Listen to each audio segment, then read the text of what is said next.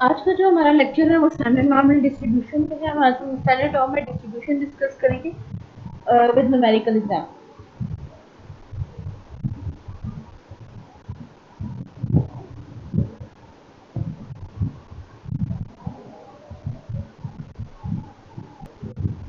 Last lecture में हमने पढ़ा था कि जो नॉर्मल डिस्ट्रीब्यूशन है, जिसको हम गॉसियन डिस्ट्रीब्यूशन भी कहते हैं, लैप्लेस डिस्ट्रीब्यूशन भी कहते हैं, उसके बारे में हमने लास्ट लेक्चर में पढ़ा था। उसकी प्रॉपर्टीज देखनी थी। हमने देखा जिसका प्रोबेबिलिटी डेंसिटी फंक्शन होता है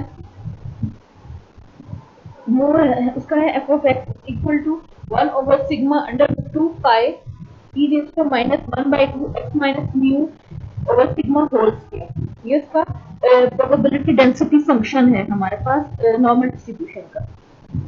नॉर्मल डिस्ट्रीब्यूशन के जो पैरामीटर्स हैं वो टू पैरामीटर्स होते हैं, म्यू एंड सिग्मा। और इसकी जो total area under the curve है वो equals to unity mean equals to 1 होता है ऑलवेज। आपका जो नॉर्मल कर्व का एरिया है, टोटल एरिया, जब भी आपसे पूछे कि नॉर्मल कर्व का जो एरिया, टोटल एरिया है वो किसके इक्वल होता है, इक्वल्स टू 1 होता है। और मीन, मीडियन एंड मॉड जो है वो एक सेम इक्वल होते हैं। Mean is equal to mode equal to mean. फिर हमने इसकी मूवमेंट रेशियोज देखी थी। मूवमेंट रेशियोज में हमारे पास था जो बीटा 1 है वो इक्वल टू 0 है, यानी कि स्क्यूनेस इसकी 0 होती है। देन बीटा 2 जो कर्टोसिस को बताता है, हमें ये कर्टोसिस की वो उसकी मीजो करती है क्योंकि बीटा 2 इक्वल टू 3 आया था हमारे पास। अब ये नॉर्मल डिस्ट्रीब्यूशन थी। अब उसके आगे अब हम पढ़ेंगे, आज के लेक्चर में हम देखेंगे कि स्टैंडर्ड नॉर्मल डिस्ट्रीब्यूशन क्या होता है और फिर उसको फर्दर अंडरस्टैंड करने के लिए हम उसकी एग्जांपल्स देखेंगे, numerical examples. Standard normal distribution. Normal distribution whose mean is 0 and whose standard deviation is equal to 1 is known as standard normal distribution. It means कि जब आपका जो normal distribution है, जब उसमें mean 0 हो जाए आपके पास और स्टैंडर्ड डेविएशन 1 के इक्वल हो जाए तो वो आपके पास स्टैंडर्डाइज्ड नॉर्मल डिस्ट्रीब्यूशन भी आप कह सकते हैं, या स्टैंडर्ड नॉर्मल डिस्ट्रीब्यूशन आपके पास बन जाता है। मीन जो आपका पीडीएफ है, अगर आप उसमें फिर अगर आप वैल्यूज पुट करें F of X equal to 1/σ√2 pi में, वो बन जाएगा 1/√2 पाई, क्योंकि सिग्मा की जगह आपने 1 डाल दिया, 1/√2 pi e raise to -1/2 x square. ये आपके पास उसका स्टैंडर्ड नॉर्मल डिस्ट्रीब्यूशन का जो पीडीएफ है वो बन जाएगा, where x varies from -∞ to +∞।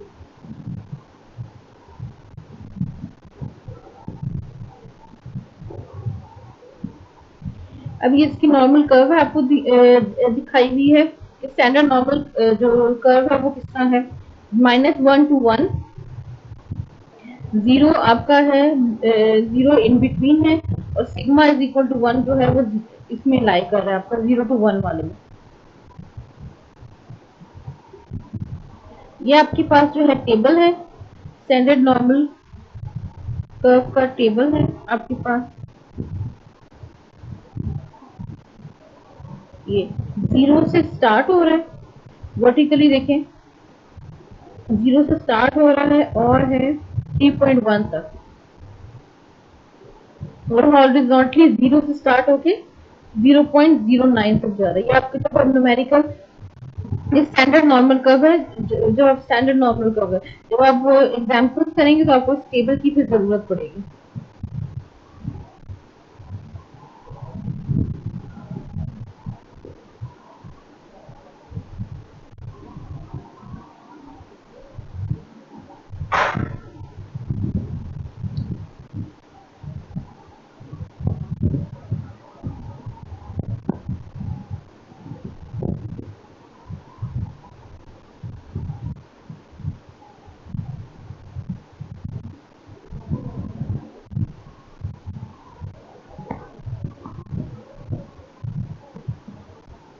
अब द प्रोसेस ऑफ स्टैंडर्डाइजेशन है।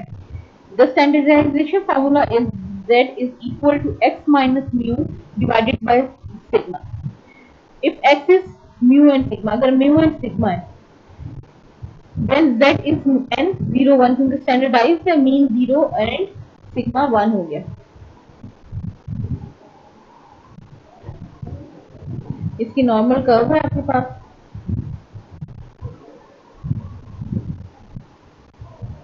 अब हम एग्जांपल देखते हैं ताकि हम बेटर अंडरस्टैंड कर सकें कि एक्चुअली स्टैंडर्डाइज्ड नॉर्मल डिस्ट्रीब्यूशन आपका क्या है। The length of life, example है आपके पास, the length of life for an automatic dishwasher is approximately normally distributed with a mean life of 3.5 years. आपके पास देखिए स्टार्ट में लिखा है कि जी नॉर्मली डिस्ट्रीब्यूटेड है आपके पास, और मीन लाइफ क्या है उसकी 3.5 years and a standard deviation of 1 year. Standard deviation आपके पास कितना है 1 year. If this type of dishwasher is guaranteed for 12 months, what fraction of sale will require replacement? आपको गारंटीड किसके लिए दी गई है फॉर 12 मंथ, और आपने फाइंड क्या करना है, what fraction of the sales will require replacement. Solution है आपके पास, जैसे हमें पता है कि 12 month equal to 1 year, 1 year में 12 मंथ होते हैं, तो हम क्या करेंगे, हमें फाइंड करनी है, we need to compute the fraction और proportion of dishwashers the function before a time span of 1 year, क्योंकि 12 मंथ की 1 ईयर की गारंटी 1 ईयर से पहले आपके पास है वो। इसके लिए फाइंड आउट करने के लिए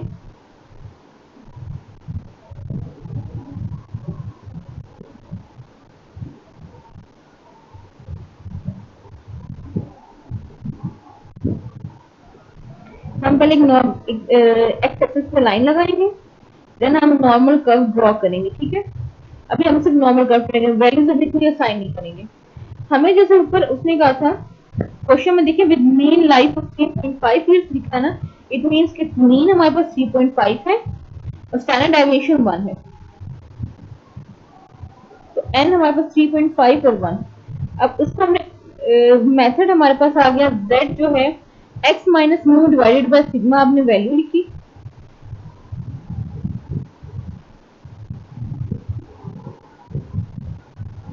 x minus mu divided by sigma. अब आप वैल्यू पुट करें, x क्या है आपके पास, अभी म्यू और सिग्मा आपके पास गिवन है, म्यू की वैल्यू फाइंड की आपने 3.5 लिखी जो आपके पास क्वेश्चन में गिवन था, सिग्मा हमने 1 लिखा। अब उसके गारंटी पीरियड क्या है आपके पास 1 था, 1 ईयर था ना, 12 मंथ को हमने 1 ईयर में कन्वर्ट किया, क्योंकि हमें तीनों जो है म्यू, एक्स और सिग्मा के जो यूनिट्स हैं वो तीनों एक जैसे चाहिए, तो हमने 12 मंथ को भी 1 ईयर में कन्वर्ट किया, तो 12 मंथ इक्वल टू 1 ईयर, तो हमने वो लिख दिया। तो एक्स आपके पास क्या आ गया 1 माइनस 3.5 डिवाइडेड बाय 1। ठीक है, इसमें आपने जब इसको सॉल्व आउट किया तो आपके पास आ गया माइनस 2.5, जेड की वैल्यू क्या आई आपके पास माइनस 2.5।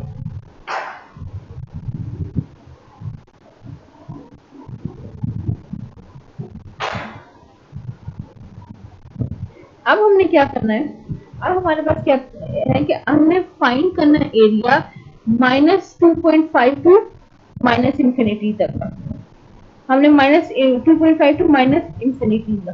अब हम इसमें, अब हम अपने जो हमने ऊपर टेबल मैंने आपको बताया था स्टैंडर्ड नॉर्मल का, उसमें देखेंगे, वो हम निकाल लेते हैं।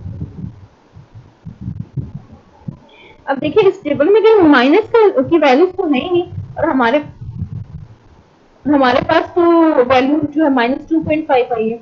हमने लास्ट लेक्चर में पढ़ा है कि नॉर्मल डिस्ट्रीब्यूशन में जितना एरिया आपके पास लेफ्ट साइड होता है उतना एरिया राइट साइड से होता है, यानी कि minus infinity to minus infinity to minus 2.5 तक जितना एरिया होगा उतना ही एरिया 2.5 टू इन्फिनिटी तक आपका उसमें जाएगा।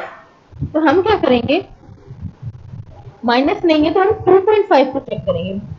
ठीक है, तो हमारे पास माइनस 2.5 था ना, माइनस को भी हम इग्नोर करेंगे और 2.5 को हम जीरो में देखेंगे। 2.5 को जब आप जीरो में देखेंगे देखिए आपके पास कहाँ, या z के नीचे जो है 2.5 पर लोकेट करें। z के नीचे मैंने 2.5 देख लिया, ठीक है। और हॉरिजॉन्टली z में जो 0.00 है उसको देखें। अब आपका कौन सा बनता है कॉलम, 1 3 4 5 6 7 8 9 10 11 12 13 14 15 16 17 18 19 20 21 22 23 24 25 26 26 नंबर पे देखें, जो फर्स्ट कॉलम पे 26 है उसमें वैल्यू देखें, उसमें बनती है आपके 0.4938। 2.5 को हमने जीरो में देखा, तो आपकी वैल्यू क्या बन रही है, 0.4938।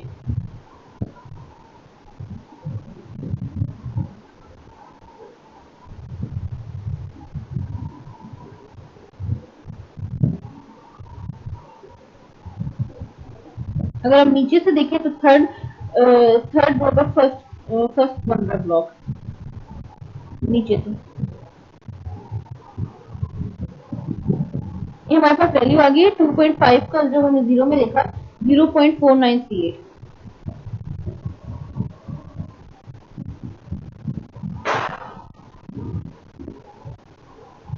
तो हमारे पास जो एरिया आ गया 0 to 2.5 वो आ गया 0.4938, ठीक है।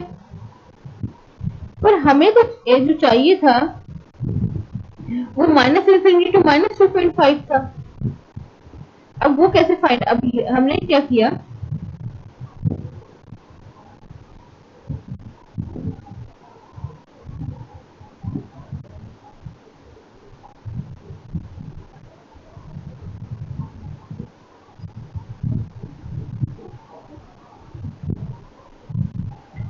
आपने जब नॉर्मल स्टैंडर्ड नॉर्मल कर्व में भी जो आपने टेबल में वैल्यू देखी 2.5 को जब हमने जीरो में देखा तो आपके पास आई थी 0.4938, वो आपने देखी। उसका मतलब है ये आपका जो टेबल है ये जीरो से लेके उस पॉइंट तक आपको वैल्यू बताता है, यानी कि जीरो से लेके 2.5 तक आपको वैल्यू बताता है, ठीक है। हमें चाहिए 2.5 से आगे की वैल्यू। अगर हमें 0 से 2.5 तक की वैल्यू चाहिए होती ना, कि 0 to 2.5 वैल्यू चाहिए आपको, तो फिर तो हम 0.4938 लिख देते, लेकिन हमें 2.5 से अबव का चाहिए, क्योंकि उसने वारंटी जो मांगी उसने कहा 1 ईयर के बाद उसकी रिप्लेसमेंट हम चेक करेंगे।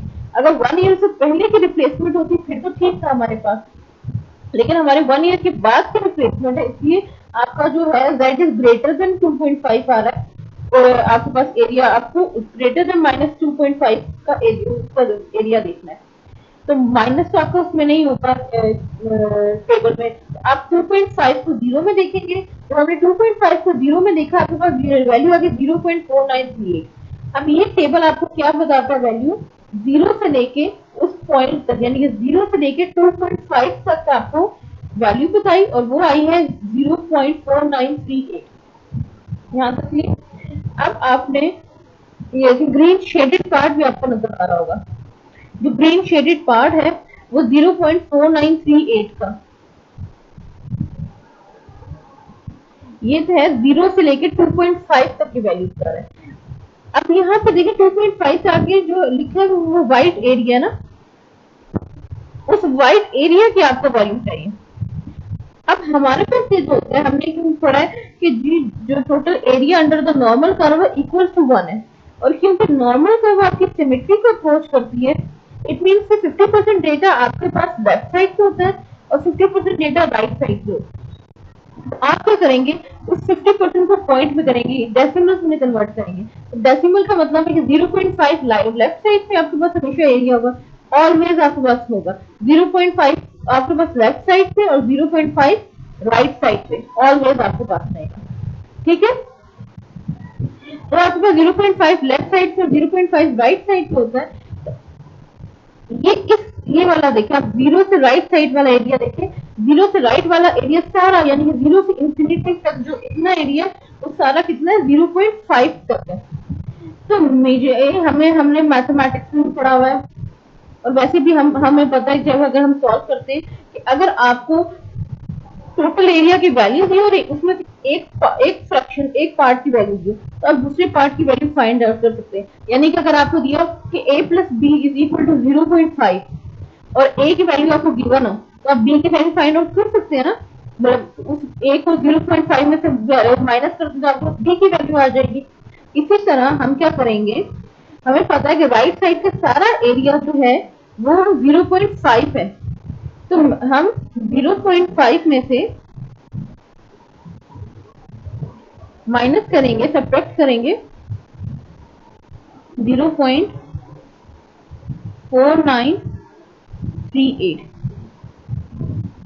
आपके पास वैल्यू क्या आ गई, 0.0068। 0.0068। तो क्योंकि मेरा वैल्यू जो थी मुझे -2.5 की तरफ चाहिए थी, इसलिए मैंने उस वाले एरिया में लिख दी। ठीक है, माइनस इंफिनिटी टू -2.5 कितना एरिया आपके पास आ गया, 0.0068। जब आप अपनी वो बनाएंगे, क्वेश्चन सॉल्व करेंगे, आपने इस वाले पार्ट को सिर्फ रिप्रेजेंट करना है। ऊपर वाला आपको ये वाली इस तरह से ये चीजें 0.068 आपको जैसे यहाँ से वैल्यू बता दी है। ठीक है, अब क्योंकि आपको -2.5 को चाहिए था, इसलिए अब आपने एंड वाली बतानी। ऊपर वाली ये इसके पास में सारा कुछ बताया आपको समझाने के लिए। इस तरह से पहले डायग्राम बनाए, इस तरह से आपने एक ही डायग्राम बनानी है जो आपकी ये वाली होगी, ये जो अभी आपकी स्क्रीन में शो हो रही है। ठीक है, जैसे -2.5 टू माइनस इंफिनिटी का एरिया 0.006 है। ये ऊपर जो आपको सारा कुछ ये पार्ट्स बताए हैं कि किस तरह से निकलना है, ये आपको बनाने का तरीका एक्चुअली बताया। कर्व्स आपको नहीं बनानी होंगी, आपने फाइंड आउट ऐसे करना है, लेकिन कर्व नहीं बनाने। ठीक है, कर्व आपने सिर्फ और सिर्फ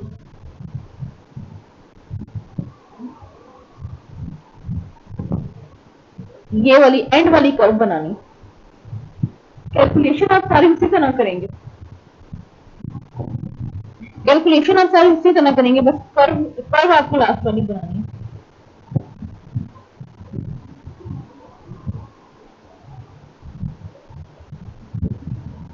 ये आपके पास -2.5 टू माइनस इंफिनिटी 0.0062 हो गया। अब ये इसलिए आपके पास ये वाला एरिया आया -2.5 से अबव देखा, क्योंकि 1 ईयर के बाद वारंटी का हमने चेक करना था। अगर 1 ईयर से लेस होती तो फिर आप 0 टू -2.5 तक का एरिया देखते। अब नेक्स्ट एग्जांपल देखते हैं।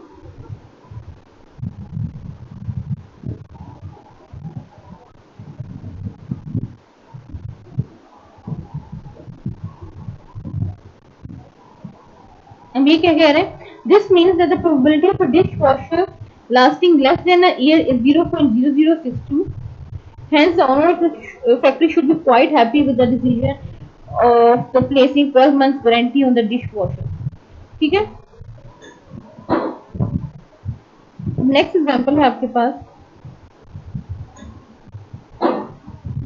नेक्स्ट एग्जाम्पल क्या है, the heights of applicants to the police force in a certain company, in a certain country are normally distributed with mean 170 centimeter and standard deviation 3.8 centimeter. Mean आपको given है 170 centimetre का और जो standard deviation है वो आपको given है 3.8 centimetre की। If 1000 persons apply for being inducted into police force and it has been decided that not more than 70% of these applicants will be accepted and the shortest 30% of the, it means 30%, 100 ने apply किया और 70% आप उसमें accept करें, 30% which means that you are rejected. What is the minimum acceptable height for the police force? ये question एक बार देख लेते हैं। The height of applicants to the police force in a certain country are normally distributed with mean 170 centimeter and standard deviation 3.8 centimeter.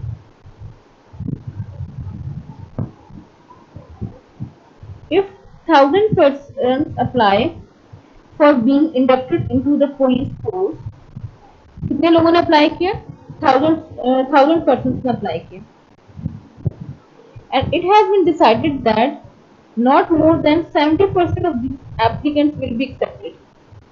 यानी कि not more than 70%, यानी कि 70% से ज्यादा लोग एक्सेप्ट नहीं होंगे. व्हाट इज द मिनिमम, यानी कि 70% से कम के एक्सेप्टेबल है. What is the minimum acceptable height for the police force.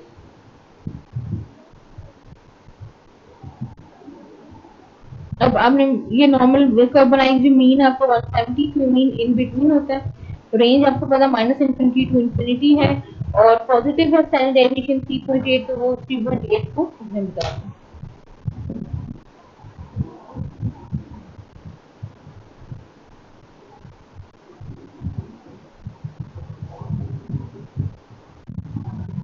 अब we need to compute the x value to the left of which there is this 30% area. हमें कितना हमने find करना है 30% एरिया. तो हमें पता है कि जो नॉर्मली डिस्ट्रीब्यूटेड है 50% दोनों तरफ होता है हमारे पास. 50% राइट पे हमने देख लिया, फिर लेफ्ट साइड पे 20% और फिर 30% जो आपका रिजेक्टेबल था वो वाला 30% होगा.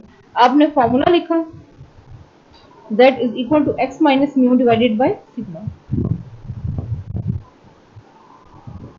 अब जो z वैल्यू है जो 30% है उसको कैसे फाइंड आउट करेंगे.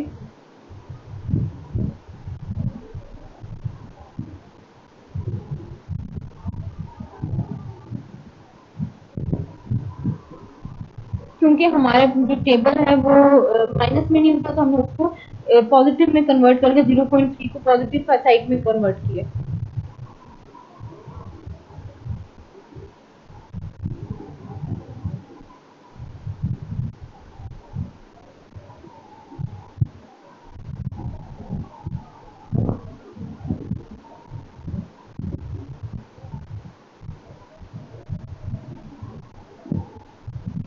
अब इसमें वैल्यू पुट करेंगे, इस जो फॉर्मूला था हमारे पास इसमें.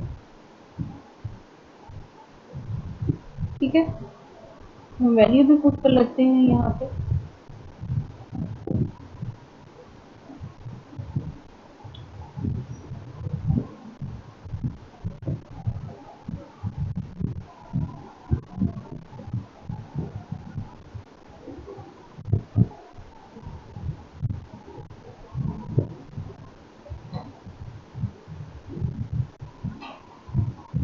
Zero point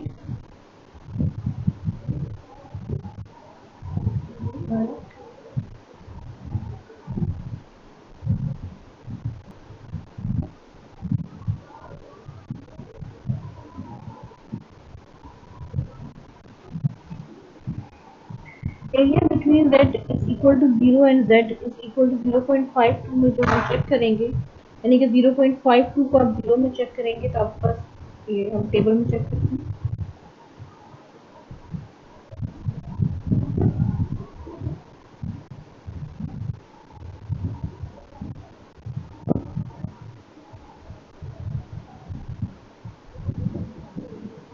zero point five को 0.02 मतलब जब चेक करेंगे, जब आप 0.5 प्लस 0.02 करते हैं तो 0.52 बन जाते हैं. तो अब 0.5 को चेक करें, इट मीन्स कि 0.02 में. ठीक है, तो आपके पास आंसर क्या आ रहा है. थर्ड देखें, रो आपकी बनी 1 2 3 4 5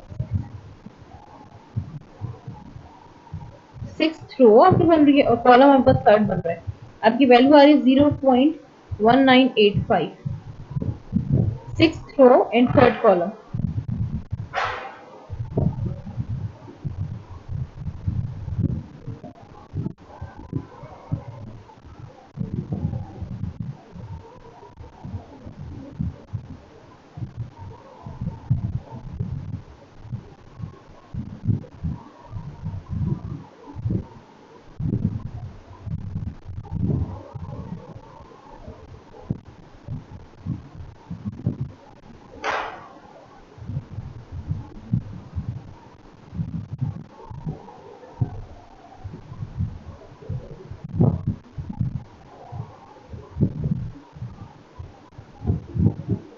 0.1985 ये हमने लिख दिया यहाँ पे।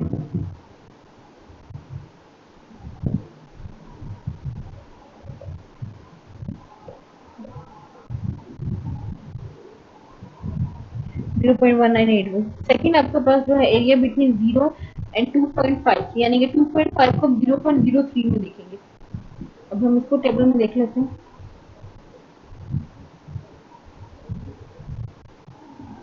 2.5 को आप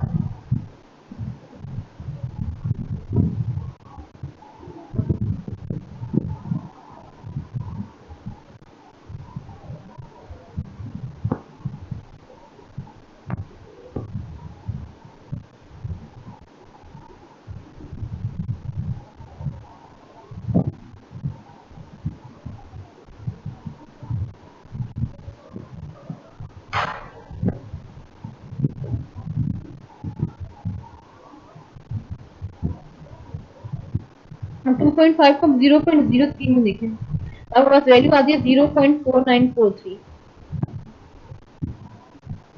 फोर्थ कॉलम है आपका, और नीचे से जो है आप सेकंड देखें रो, नीचे से देखें आप सेकंड रो जहाँ पे 2.5 की आ रही है और आपका फोर्थ कॉलम में फोर्थ बन रहा है 0.4943।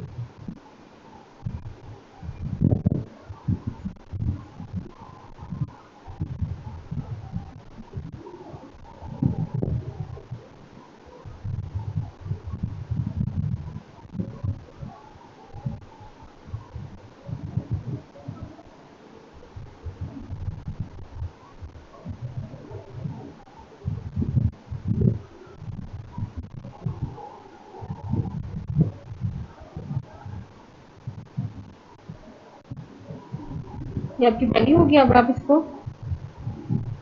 0.4943 को उसको लिखेंगे।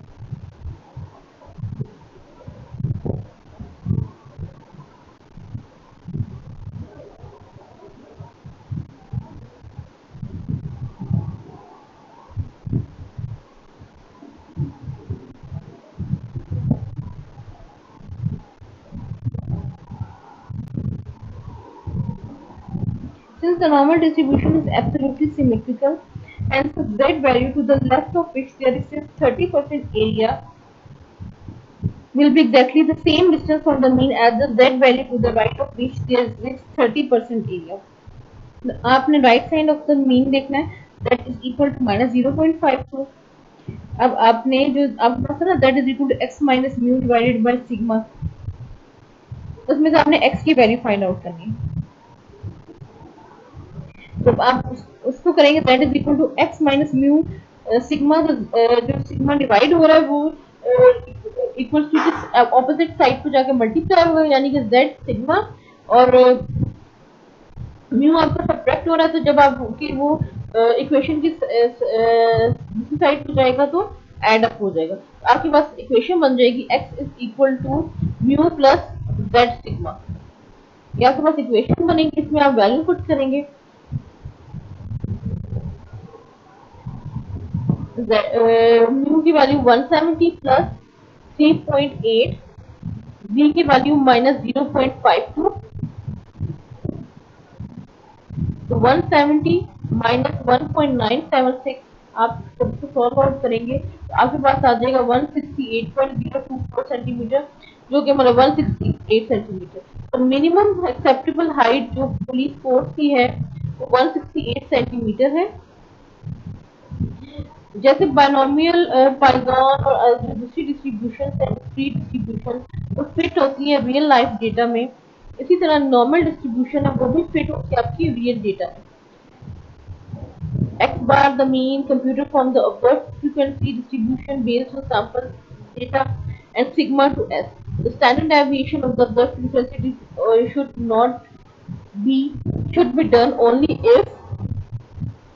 if we are reasonably sure that the shape of the observed frequency distribution is quite similar to that of the normal distribution.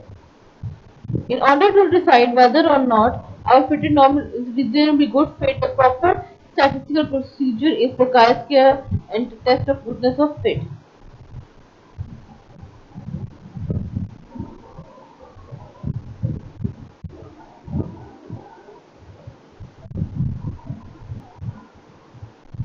ये हमने स्टैंडर्डाइज नॉर्मल डिस्ट्रीब्यूशन पढ़ लिया, हमने नॉर्मल डिस्ट्रीब्यूशन भी पढ़ लिया, हमने स्टैंडर्डाइज कैसे हम नॉर्मल करते हैं उसको भी हमने चेकआउट कर लिया।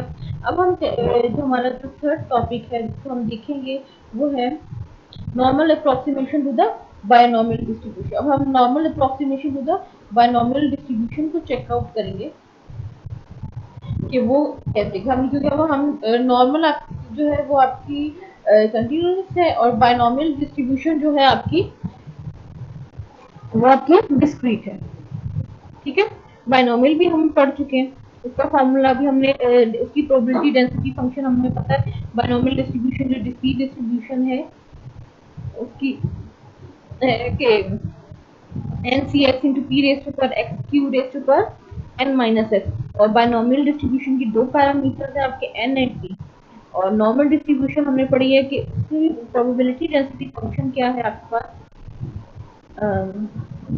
f of x is equal to 1 over sigma under root 2 pi e raised to minus 1 by 2 x minus mu by sigma whole square. और नॉर्मल डिस्ट्रीब्यूशन के भी आपके दो पैरामीटर्स हैं म्यू एंड सिग्मा। अब हम normal approximation to the binomial distribution देखते हैं। The probability for a binomial random variable x to take the value x is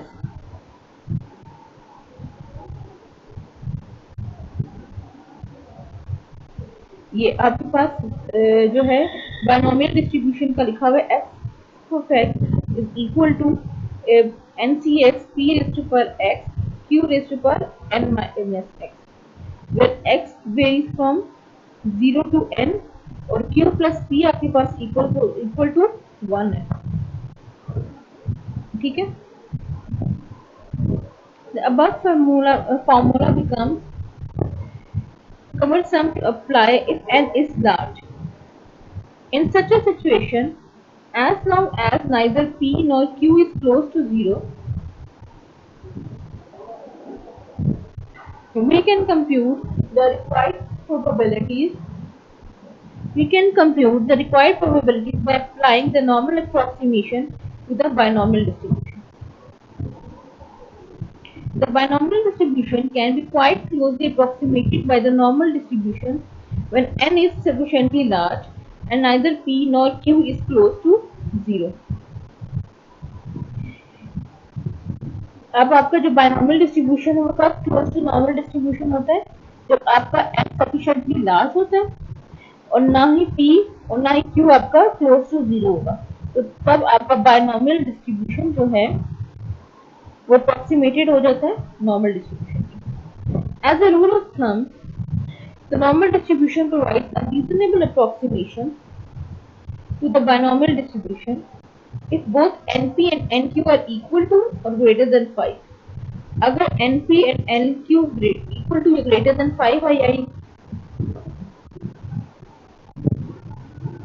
that is NP greater than equal to 5 और NQ is greater than equal to 5. अब हम इसकी example देख लेते हैं जिससे हमें बेटर अंडरस्टैंडिंग हो जाएगी। Normal approximation to binomial distribution की एग्जांपल हमारे पास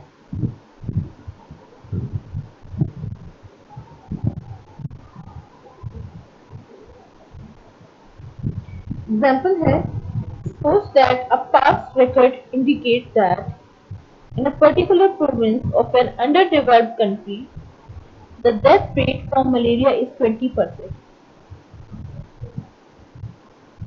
आपका death rate from malaria कितना है? 20% है। Find the probability that in a particular village of that particular province, the number of deaths is between 70 and 80 inclusive out of total of 500 patients with malaria. क्या कह रहा है कि आपने पास second से आपको पता चला अंडर डेवलप कंट्री प्रोविंस के अंडर डेवलप कंट्री से जो डेथ रेट है वो मलेरिया का 20% है। आपने प्रोबेबिलिटी फाइंड आउट करनी है कि number of death is between 70 and 80 और out of total of 500 patients with malaria.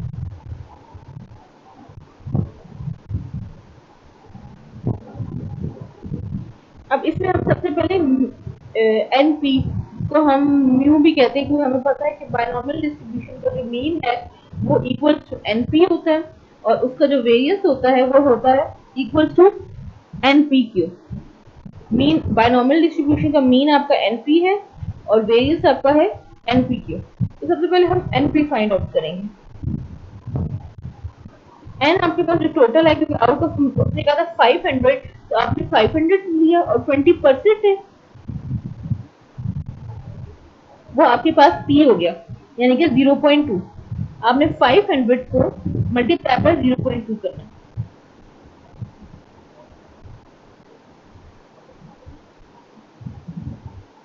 500 multiply bye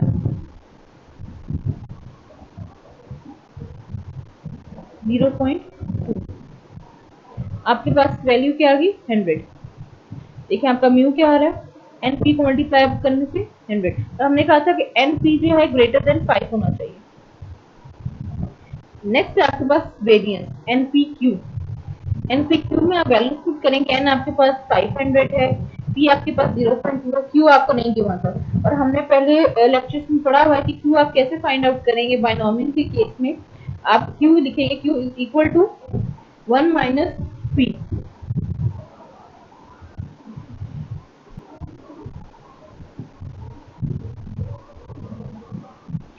हमें पता है कि क्यू जो है हम बायनॉमियल डिस्ट्रीब्यूशन में क्यू कैसे फाइंड आउट करते हैं, q is equal to 1 minus p. Binomial के केस में आपने अगर आपको क्यू फाइंड आउट करना तो आप 1 माइनस पी करते हैं, तो 1 माइनस 0.2 इज इक्वल टू 0.8। तो आपके पास एन की वैल्यू भी आ गई, पी की वैल्यू भी और क्यू की भी। तो सिग्मा स्क्वायर फाइंड आउट करने के लिए अब आप एन की वैल्यू पहले पुट करेंगे, वो है 500 मल्टीप्लाई बाय 0.2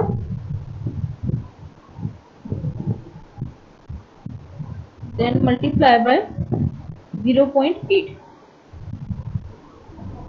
आपके पास वैल्यू होगी 80। देखिए आपका वेरिएंस है उसकी वैल्यू आपके पास है 80।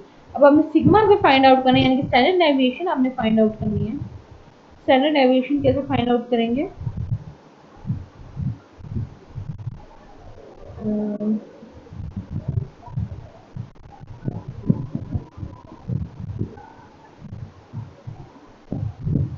Square root of 80।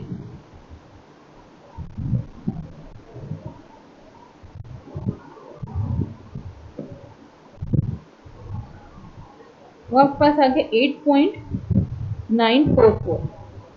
आपने 8.94 लिख लिया, ठीक है। अब सेकंड इंपॉर्टेंट पॉइंट क्या है, we need to apply a correction that is known as continuity correction.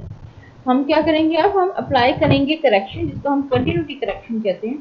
The rational for this correction is as follow. अब किस तरह हमने कंटिन्यूटी करेक्शन जो है उसको फाइंड आउट, उसको अप्लाई करना है, हम देखते हैं।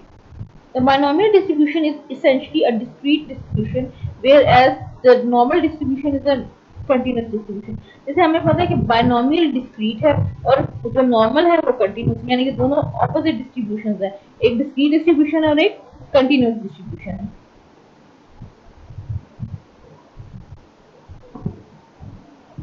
ये देखिए, ये आपको यहाँ से भी शो हो रहा है बायनॉमियल के डिस्क्रीट पॉइंट्स हैं, एक जंप्स आ रही हैं और वो डिस्क्रीट है बिल्कुल, जस्ट बीच में स्पेस आ रही है। अगर आप इसी का कंटिन्यूस, अगर कंटिन्यूस बनता तो उसमें आपको गैप्स नहीं आने थे। आपका ये जंप्स जो आपके बीच में स्पेस आ रही है, ये नहीं आनी थी आपकी कंटिन्यूस। तो हमने डिस्क्रीट और कंटिन्यूस डिस्क्रीट ग्राफ्स में भी हमने देखा हुआ है। जैसे जब आप डिस्क्रीट का ग्राफ देखें तो उसमें एक पर्टिकुलर वैल्यू के लिए आपका ग्राफ बनता है, जबकि कंटिन्यूस में आपको कंटिन्यूटी में आपका ग्राफ बनता है, उसमें कोई जंप्स नहीं आती, फिर बीच में स्पेस नहीं आती। लेकिन आपका बायनॉमियल तो वो डिस्क्रीट वैल्यू के लिए ग्राफ बन रहा होता है।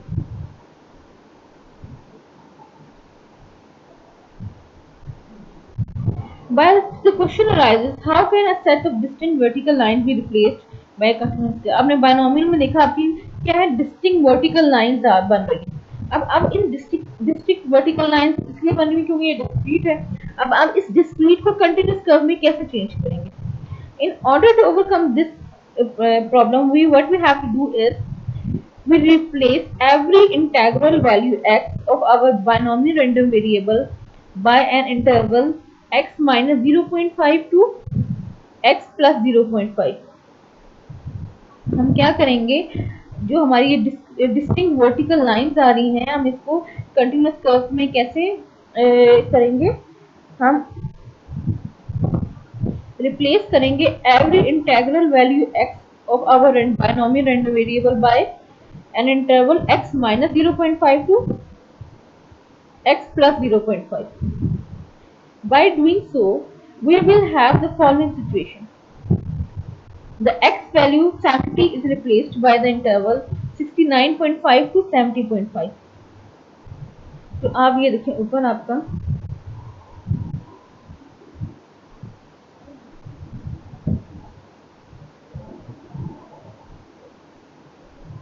आपकी एग्जाम्पल थी, इसमें आपका नंबर ऑफ डेथ कहाँ से था, इस बिटवीन 70 एंड 80 था ना, यानी कि आपका x क्या बन रहा था 70 to 80, आपने कंप्यूट 70 to 80 करना था। तो अब हम x वैल्यू जो 70 है, पहले जो हमने 70 to 80 में से जो पहली वैल्यू 70 है उसको क्या करेंगे, हम उसमें से हम 0.5 को सब्ट्रैक्ट करेंगे।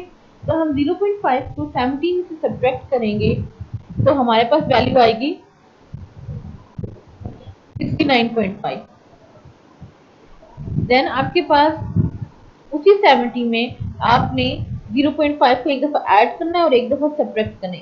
आपको यहाँ पे लिखा हुआ ना x minus 0.5 to x plus 0.5, यानी कि x जगह पहले आपने 70 पुट करना है, दोनों में 70 माइनस 0.5 और 270 प्लस 0.5। जब आप 70 माइनस 0.5 करेंगे तो आपके पास वैल्यू आएगी 69.5, और जब आप 70 प्लस 0.5 करेंगे तो आपके पास वैल्यू आएगी 70.5।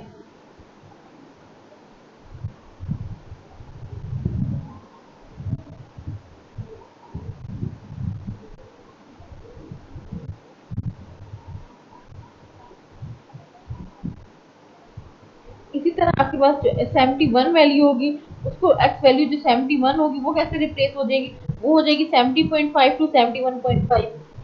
72 होगी वो 71.5 टू 72.5। कैसे, आपने 71 जो वैल्यू है उसमें एक दफा आपने सब्ट्रैक्ट किया 0.5 को और एक दफा आपने ऐड किया 0.5 को।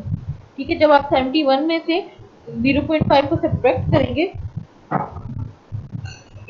तो आपके पास 70.5 आएगा, और जब आप एक दफा ऐड करेंगे तो 71.5 आएगा आपके पास। ठीक है, इसी तरह जब आपका 72 होगा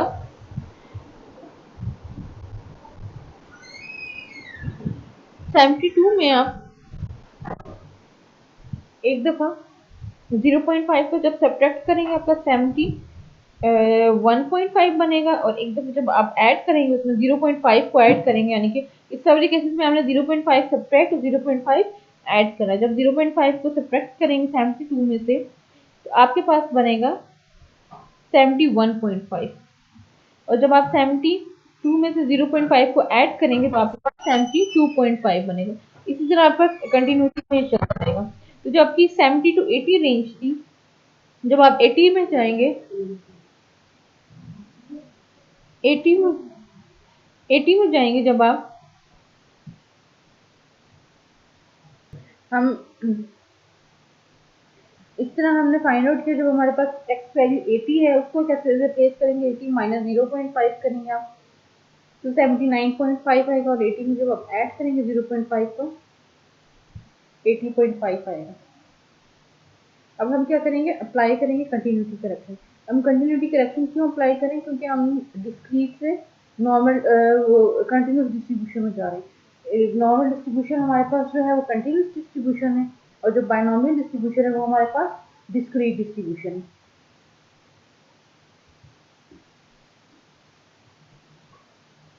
अब हम कंटिन्यूटी करेक्शन अप्लाई करेंगे इसमें।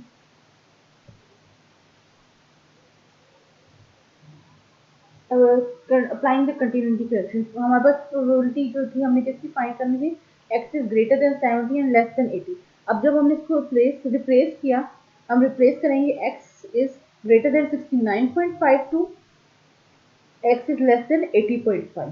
ठीक है, क्योंकि हमने 0.5 वो भी हमने ऊपर देखा कि 0.5 सब्ट्रैक्ट करके लोअर लिमिट और ऐड करके अपर लिमिट हमने कैसे फाइंड आउट किया। Accordingly, the area that we need to compute is the area under the normal curve between the values 69.5 and 80.5. It is left to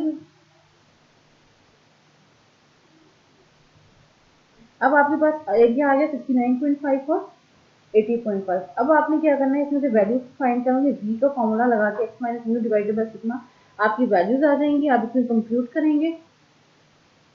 जब आप इसको find out कर लेंगे तो आपके पास आंसर आ जाएगा 0.014।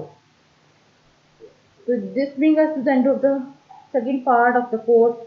जो आपका प्रोबेबिलिटी थ्योरी का था वो आपके पास एंड हो गया। अब नेक्स्ट आपके पास होगा इंफरेंशियल स्टैटिस्टिक्स का हम पढ़ेंगे। आज हमने जो पढ़ा है वो है स्टैंडर्ड नॉर्मल डिस्ट्रीब्यूशन, जो कि जिसमें आपका पास जो मीन होता है वो 0 होता है और वेरियंस जो है वो इक्वल टू 1 है।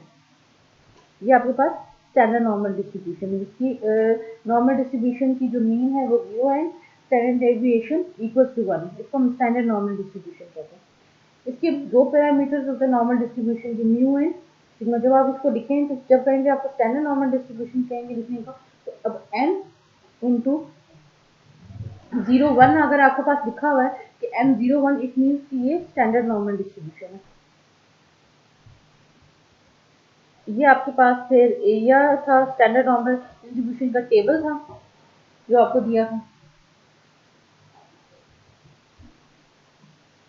इसके बाद हमने एग्जांपल्स चेकआउट की कि एग्जांपल कैसे फाइंड आउट करनी है।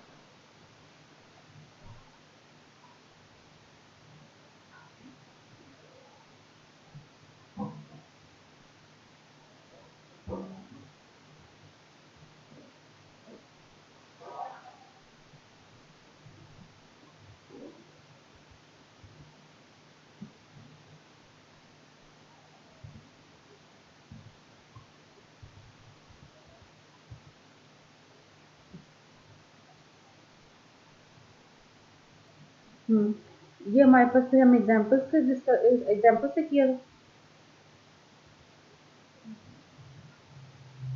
ये हमने स्टैंडर्ड नॉर्मल में से हमने फिट करके देखा था। हमने देखा था कि जैसे बायनोमियल, पाइथन और जो दूसरी डिस्ट्रीब्यूशन है वो आपकी रियल लाइफ डेटा में फिट होती हैं, इसी तरह नॉर्मल डिस्ट्रीब्यूशन है वो भी आपकी फिट हो जाती है रियल डेटा में।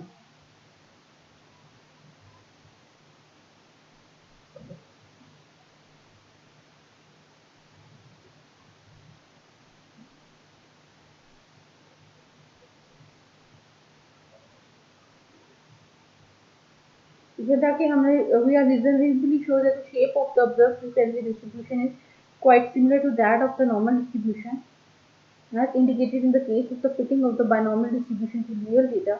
In order to decide whether or not our fitted normal distribution is a reasonably good fit, the proper statistical procedure of chi-square test of goodness of fit है। chi-square और एक है goodness of fit, test of goodness of fit आपका। Next हमारे पास आ रहा है normal approximation to the binomial distribution.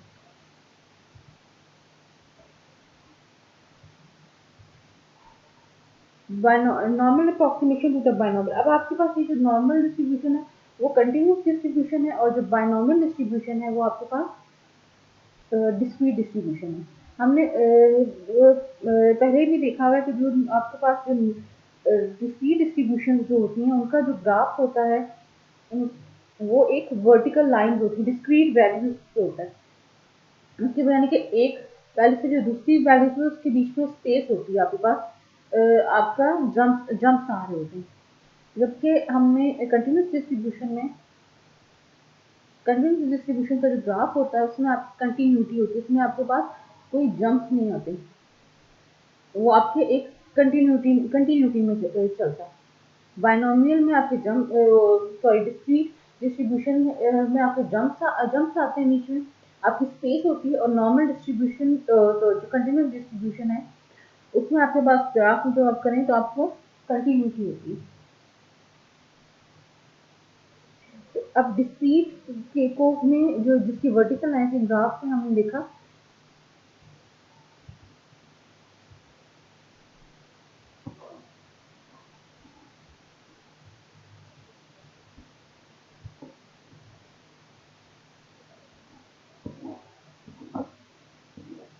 कि हमारे पास डिस्क्रीट का जो है प्रोबेबिलिटी डेंसिटी फंक्शन है NCX p raise to power x q raise to power n minus x, जबकि आपका x जो है वो greater than equal to 0 and less than equal to n होता है, और q प्लस p का सम हमेशा ऑलवेज इक्वल टू 1 है।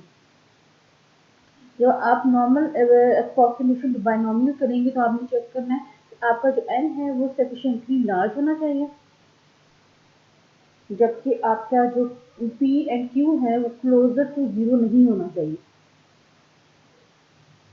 और जब आप और एक रूल ऑफ थंब है कि आपका नॉर्मल डिस्ट्रीब्यूशन जो है रीजनेबल आपकी अप्रोक्सीमेशन जो उसको आपको बताएगा।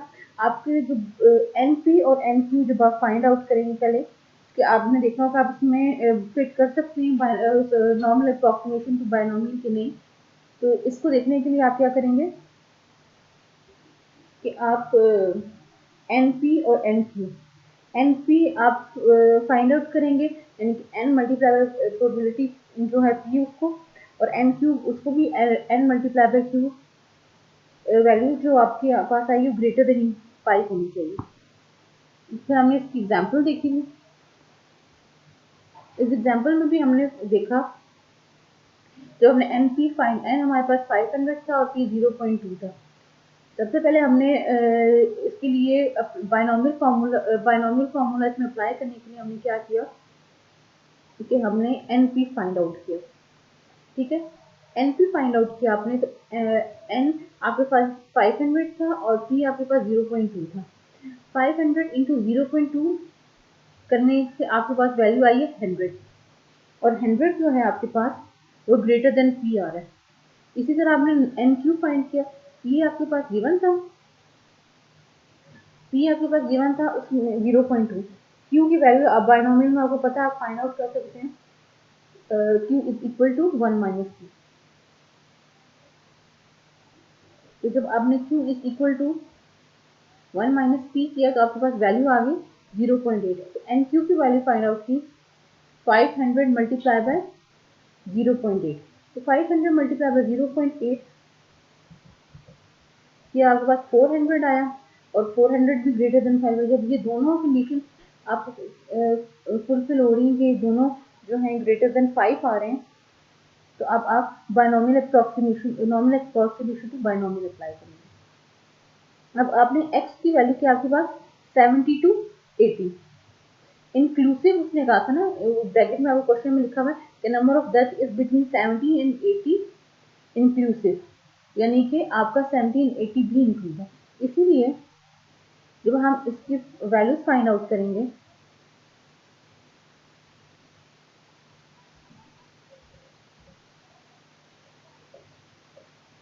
ये हमारे पास बाइनोमियल डिस्ट्रीब्यूशन का ग्राफ है, और ये normal distribution super impose in the binomial distribution. ये आपकी एक कंटिन्यूटी है, कर्व जब अप्लाई हो जाती है कंटिन्यूटी, जब आपने कंटिन्यूटी करेक्शन में आपने अप्लाई करनी है वो आप कैसे करेंगे। कंटिन्यूटी करेक्शन अप्लाई करने के लिए आप 0.5 को सब्ट्रैक्ट और 0.5 को ऐड करेंगे। आप 70 में से 0.5 को सब्ट्रैक्ट करेंगे तो आपके पास वैल्यू आ जाएगी 59.5, और इसी तरह 80 में आप 0.5 को ऐड करेंगे, यानी कि जो 70 आपकी लोअर लिमिट है उसमें से आप 0.5 सब्ट्रैक्ट करते हैं, और जो 80 आपके पास अपर लिमिट है उसमें आप 0.5 को ऐड अप करते हैं। ठीक है,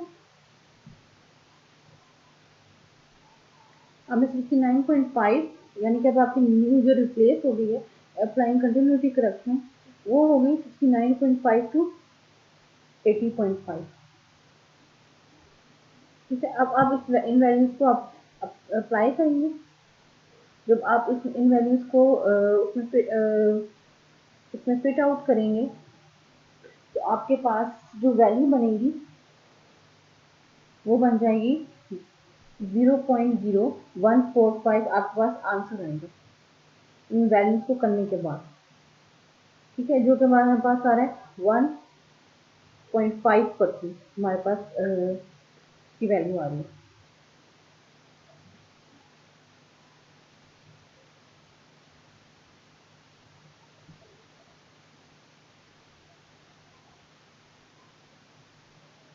आपने इन वैल्यू को फिर उसमें उसी में वैल्यू में पुट करना z equal to x minus में डिवाइडेड बाय सिग्मा करके। ये हमारे पास जो है डिस्ट्रीब्यूशन जो होगी वो कंटिन्यूस डिस्ट्रीब्यूशन का था, वो एंड हो गई हमारी प्रोबेबिलिटी डिस्ट्रीब्यूशन। एंड हो गया इसका टॉपिक। हमने डिस्क्रीट भी डिस्ट्रीब्यूशन देखने, जिसमें डिस्क्रीट में हमारे पास बाइनोमियल, मल्टीनोमियल, हाइपरजियोमेट्रिक, नेगेटिव बाइनोमियल और जियोमेट्रिक डिस्ट्रीब्यूशन थी। ये हमारी डिस्क्रीट डिस्ट्रीब्यूशन थी। देन हमारे पास कंटिन्यूस में हमने जो है उसमें हमने नॉर्मल डिस्ट्रीब्यूशन को पहले पढ़ा, फिर उसके बाद स्टैंडर्ड नॉर्मल डिस्ट्रीब्यूशन और उसका जो है नॉर्मल अप्रॉक्सीमेशन टू बाइनोमियल को हमने डिस्कस कर लिया। तो ये हमारे पास डिस्ट्रीब्यूशन में डिस्क्रीट डिस्ट्रीब्यूशन भी हमने चेकआउट कर लिया और कंटिन्यूस डिस्ट्रीब्यूशन जो थी, जो कि नॉर्मल डिस्ट्रीब्यूशन जो कि बहुत इंपॉर्टेंट है, जो आपके सोशल साइंसेज में भी और नेचुरल साइंसेज में भी अप्लाई होगी। रियल लाइफ डेटा में आप इसको अप्लाई कर सकते हैं। इसको हमने देख लिया।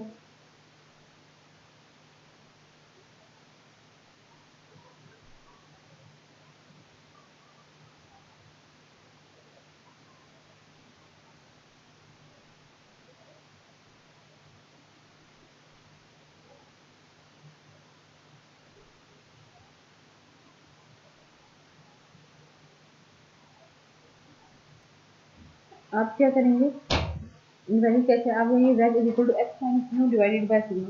सबसे पहले आप क्या करेंगे, 59.5 माइनस म्यू आपके पास 100 है, 59.5 माइनस 100 डिवाइडेड बाय 8.94, ये एक वैल्यू आ जाएगी।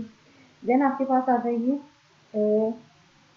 80.2 वेरीफाइड माइनस 3.14 आ जाएगी। फिर आपके पास 80.5 का लेंगे, वो आप लेंगे 80.5 माइनस 100 डिवाइडेड बाय 8.94, तो सिग्मा आपके पास वैल्यू है 8.94 की।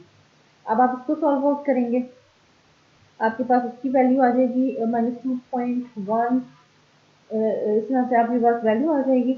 आप इनको क्या करेंगे, अपने टेबल में करेंगे, चेक करेंगे। जब आपके पास आप इनको टेबल पे चेक करेंगे और अपना ग्राफ बनाएंगे कि आपको वैल्यू देखनी है, तो फिर आप 0.5 माइनस 0.4854 करेंगे, तो आपके पास वैल्यू आ जाएगी 0.0146। आपके पास वैल्यू आ जाएगी 0.0146 की, जो कि हमारे पास है 1.5% बनता है। अब बस 0.01456 तक ही देखेंगे, इस तरह आपके पास ये वैल्यूज आ जाएंगी। ठीक है, इस क्वेश्चन को आप इस तरह सॉल्व आउट करेंगे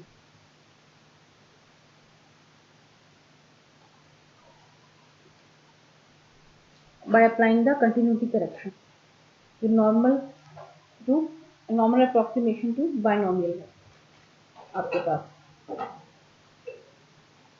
तो हमें पता चलता है the probability that the number of deaths from malaria in a sample of 500 lies between 70 and 80 inclusive. यहाँ पे देखिए इंक्लूसिव का बीच में पार्ट दिया कि आपको 70 and 80 इंक्लूड, अगर एक्सक्लूसिव लिखा होता यानी कि 70 और 80 इंक्लूड नहीं हो रहे, इंक्लूसिव लिखा हुआ है यानी कि 70 और 80 दोनों आपके पास इंक्लूड हो रहे हैं, वो है इस 0.0145 0.2,